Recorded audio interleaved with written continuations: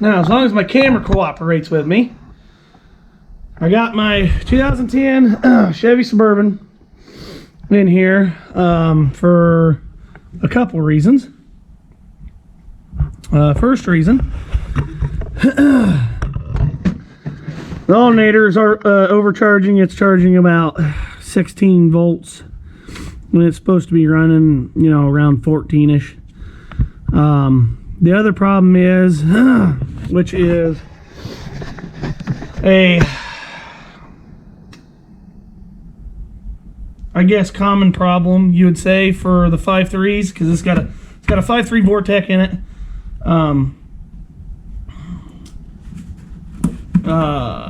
Yeah. And the stupid oil pressure sensors on these like to give false readings. They like to go out. They like to do all this stupid stuff and make sure alarms go off, blah, blah, blah, blah. Common problem with them. Fun part about it is you can't just buy any old oil sensor for it. I ran into this when I had my 07 Suburban.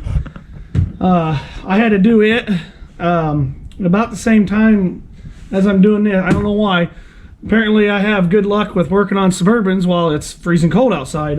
My temp gauge over there on the wall says it's 20 degrees out. So I get to have the joy of replacing my alternator and a temp sensor while I'm out here in the cold. But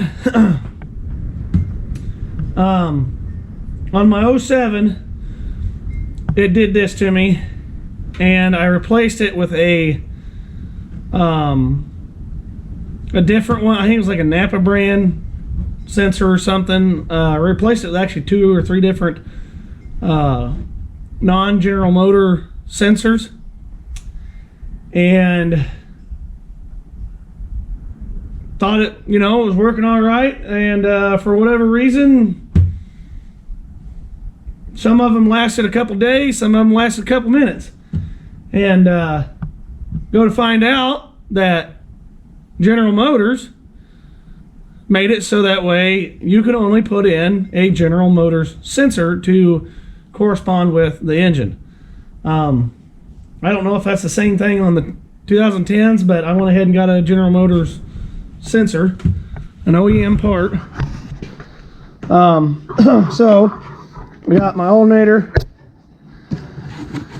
here. I bought both my alternator and my sensor off of Parts Geeks.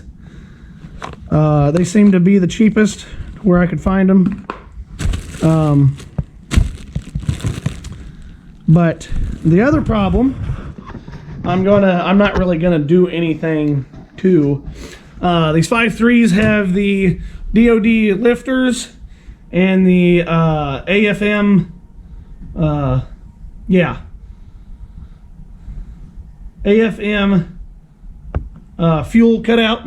It's called like automatic fuel management or something like that. But anyway, I'm just gonna do the AFM delete. I'm not gonna do a DOD delete because that means I would have to tear the engine down, put new lifters in it that were non-DOD lifters. I'm not gonna do that. That's a lot of work that I mean, not really wanting to do. I planned on, because this Suburban we're planning on keeping for a long time, just kind of fixing as we go. But if the engine ever does have a problem,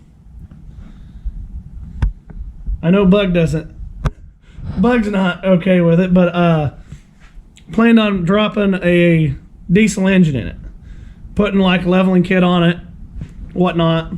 But that's not going to happen in the near future. So for now, I'm just going to do an AFM delete, which is this little control here. Let's see if I can get it out of the package here. They call it a range. Hold on a second. There we go. All right, they call it a range, and it plugs into your OBD2 diagnostics connector that's underneath the dash, and you plug it in, and it does the cutout for, or it deletes the AFM to the engine. I also need to do an oil change on this thing. I don't know what kind of oil it's got in it. But like you've seen in my previous videos, I like to run Valvoline with some Lucas in it, especially with the DOD lifters.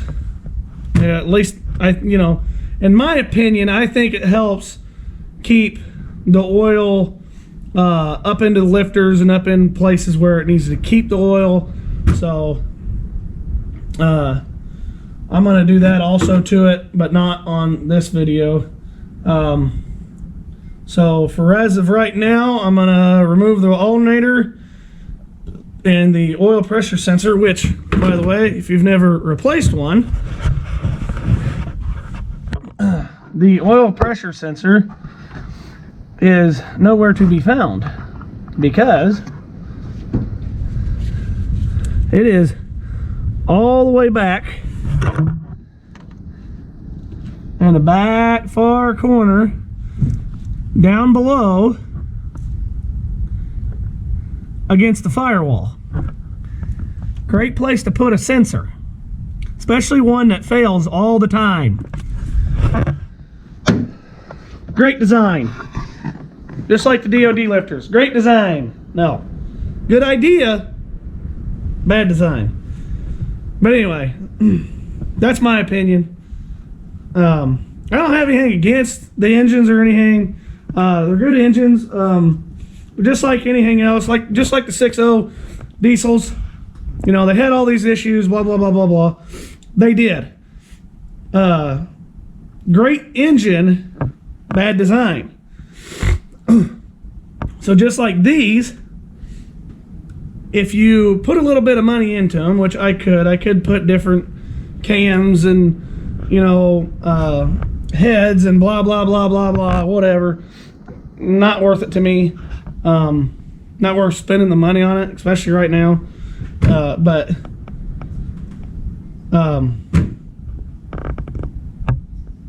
yeah, I mean, I have nothing against the engine, whatever. So I guess this, just tear into it.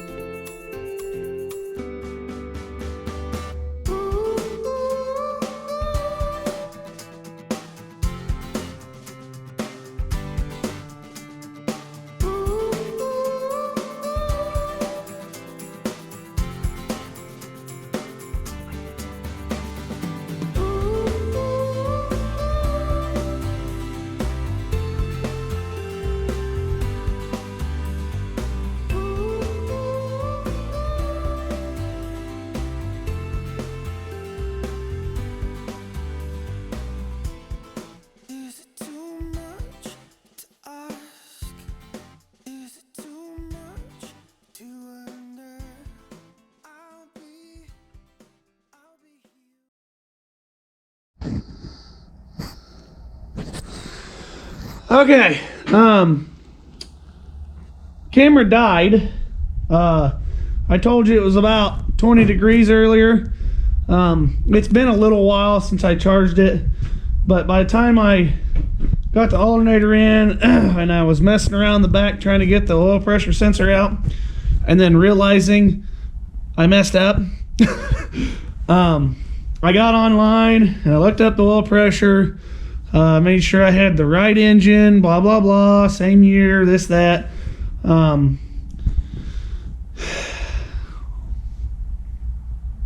didn't actually look at the sensor.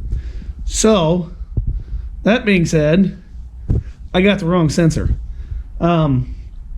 So I ordered the right sensor this time.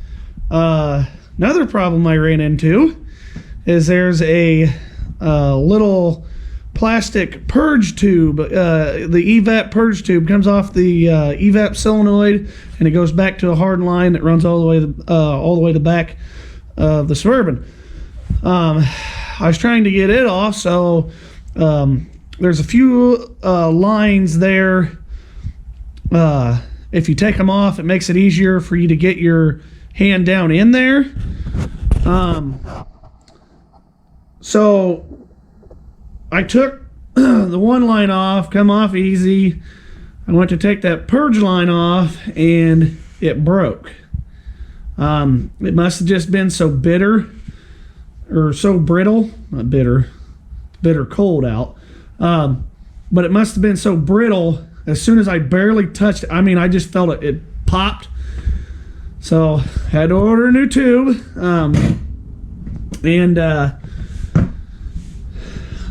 I got the new sensor in the tube from Amazon.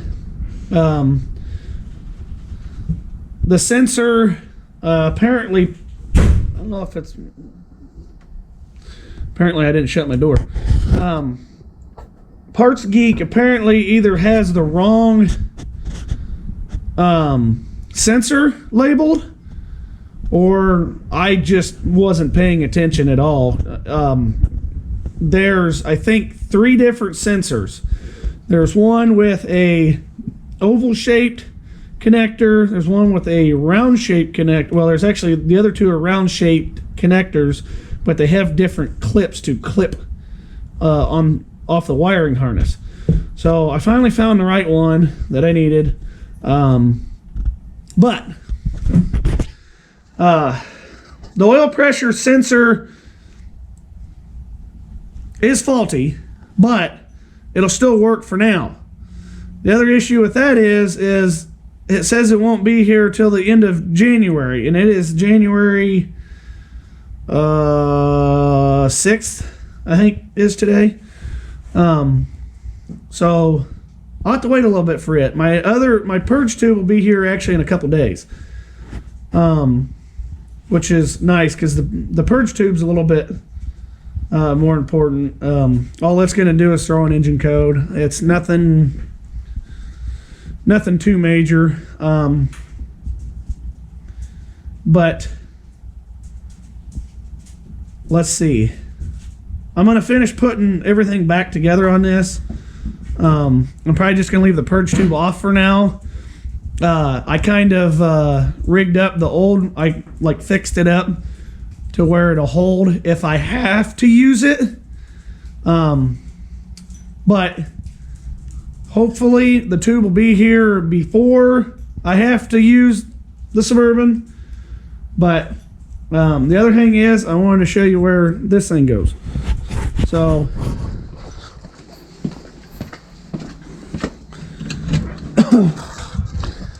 I have to go outside because my Suburban is literally inside my I've got it shut inside my garage door, so I cut off most of the wind.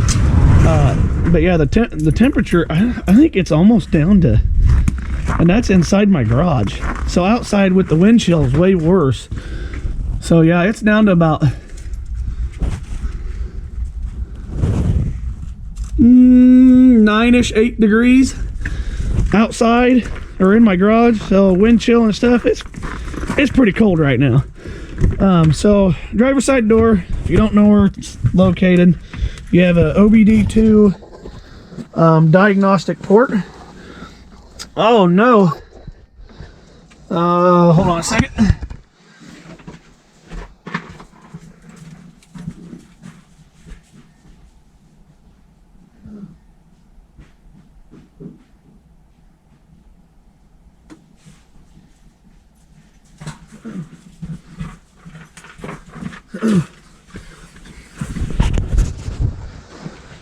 Okay.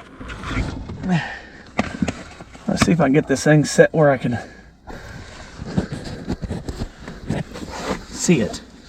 All right, so underneath the dash, down by your floor pedals, your foot pedals, floor pedals. Oh man. You have this diagnostic connector right here. It's where you can plug into with a scanner and check, you know, to see if you have any codes, blah, blah, blah. So you take this and you plug it into there.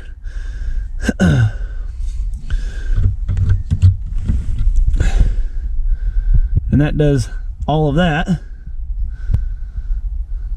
You can't see it blinking, can you? Oh, now it's off. But anyway, I don't know what's going on here. Anyway, it did some flashing of the lights when I plugged it in. Oh, there, it's doing it again.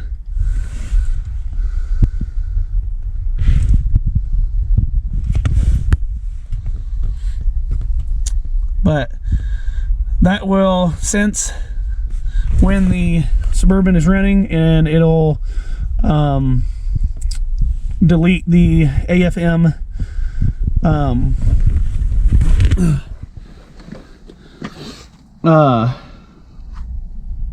yeah, it'll delete the AFM from you know, cutting out the fuel on the cylinders, because it goes from 8 cylinders to 4 cylinders. And like I said, they only do that for they were only doing that for fuel purposes, but I think, in my opinion, I think it makes it worse than it actually does give you better fuel mileage. So I don't know, but anyway, I attempted to do it. I didn't succeed, but I will get it done. Kinda nerve-wracking, because you try to get something done and get it going again, and yeah, I don't know, it's whatever. I mean, you got to roll with the punches. So that's it for now. Hi guys, today I'm sharing with you what we got in our January 2022 LRP box. We just got it. It's the 8th. I ordered it on the 1st this month, and I like to see what other people got, and so I like to share with you guys. So we got more of the shampoo and conditioner. This is the protecting shampoo and the daily conditioner, and I got the bundle this time that came with the leave-in conditioner to spray the girls' hairs with. And it also came, they had this like promo, and it came with travel size of these for just an extra $10. I didn't know it came in this nice little case. So this is what I'll be taking to the hospital with me when we go to have a baby later this month. So, literally just the same things, just travel size. So I'm excited to have that. Of course, I'm making a mess of it. I got the Virage skincare collection. So I've never used this before, but my skin has been terrible this pregnancy, and it is just driving me crazy. So I wanted to give this a try. This is the moisturizer. Pretty packaging. I've heard great things about this stuff. The hydrating serum, the toner, and then this is the cleanser. So I'm excited to give it a try. I've got really bad acne prone skin right now, and it's very dry. The only thing that seems to help it is Bag Balm, but I have to literally put it on every single night. If you've ever used Bag Balm, you know it's not that fun. You're literally greasy, It doesn't really seep into your skin at all. I got another one of these hand soap pumps. I got 2 of these last month, not thinking that we will eventually have 3 sinks. So I did kitchen sink, our main bathroom right now, but then we'll have a bathroom someday in our bedroom, the master bath. That'll be done someday too. So I went ahead and got that while I could. And then the free product this month is Japanese peppermint, and then it's frozen. I hope that doesn't affect it at all. But Japanese peppermint, I can kind of smell it through the bottle even though it's not open. I'm excited to use this. It is different than just regular peppermint. I'm not exactly sure how, but I will be looking into it, and we're excited to use it. So that is everything I got this month. I've already been working on my next month's order because I know what I want already. But if you guys have any questions about LRP orders or anything like that, you can comment down below. My email's in the description box. My doTERRA link is also in the description box. You can find me on Instagram and DM me there to ask me any questions. This is just something our large family does to get products we use every month and get them cheaper and get them sent straight to our door. So that is it for our January LRP order. Let me know what you guys got too.